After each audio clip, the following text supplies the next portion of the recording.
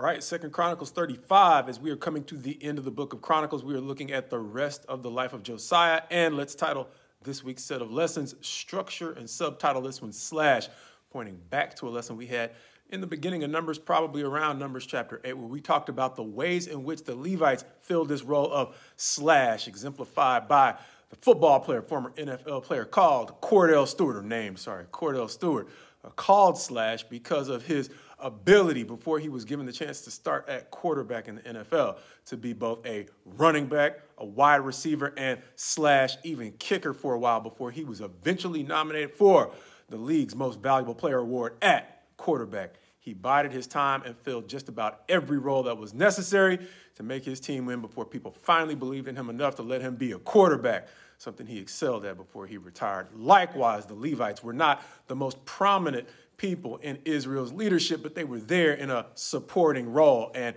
this chapter is reminiscent of that as Josiah is establishing the Passover, different from the one Hezekiah restored as he was trying to restore the nation to what it should have been. They now got the book of the law. And so he is going to level up from what Hezekiah tried to do and make sure that they are doing it according to the principles God established. And so 4 times he's going to talk about, the chapter is going to talk about the way in which he reestablished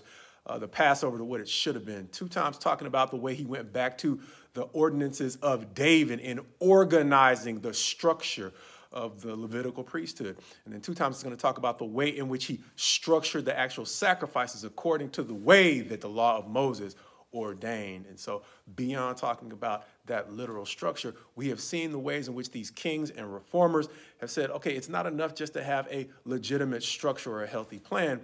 We need provision. And so he is going to once again go back to the ways in which David made provision for the temple and Hezekiah made provision for the priests and the Levites once he called them into duty to make sure they had enough. He is likewise going to lead by example and offer abundant sacrifices or donations for the sacrifices to be made at the Passover. Likewise, his officials are going to follow his lead and they're going to make abundant donations as well. So this time, when the people show up, the priests and the Levites don't have to be ashamed the way that they were in the days of Hezekiah when they believed, yeah, it's possible to reunite us, but they didn't necessarily prepare themselves in the way they should have for the great gathering that eventually showed up. This time they're going to be ready. And they're not only going to have the great plan of the great structure, they're not just going to have the great provision and support of that structure, they're going to have the manpower because as they fall into line with their different roles, the priests offering the sacrifices, the gatekeepers making sure that they are secure in fulfilling their roles and providing security around the temple, and the singers, even though it might seem silly to us, if you're throwing a party, sometimes the music can help set the tone. And so they have the singers not just fulfilling the role of making sure everybody has good beats at the party, but singing is one of the ways in which they gave praise and thanks to the fact that God was providing them another era of peace, understanding what he had already told them,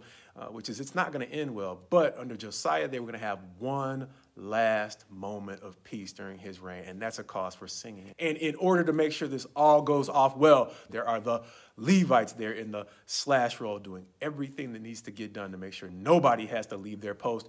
or their seat, for lack of a better term, and just enjoy the function. And a lot of times that requires the vision, not necessarily to be told specifically what you need to do, but to look and observe what needs to be done and make sure it's taken care of so that everybody can enjoy the moment. And so it struck me that even though they are celebrating the Passover, this is larger than just a party, because Jesus himself is going to say, look, if you are faithful over a few things, he will make you ruler over much. And so the way in which Josiah has structured this organization, just a party for lack of a better term, has a lot to do with the way that they will be able to restructure after God has already told them they're going to be taken into captivity. And so the structure that Josiah is setting up here, now that they have found the book of the law, is not only going to be the structure for celebrating Passover, it's eventually going to be part of the structure by which they're going to have to return home and resettle Israel once they come back from captivity.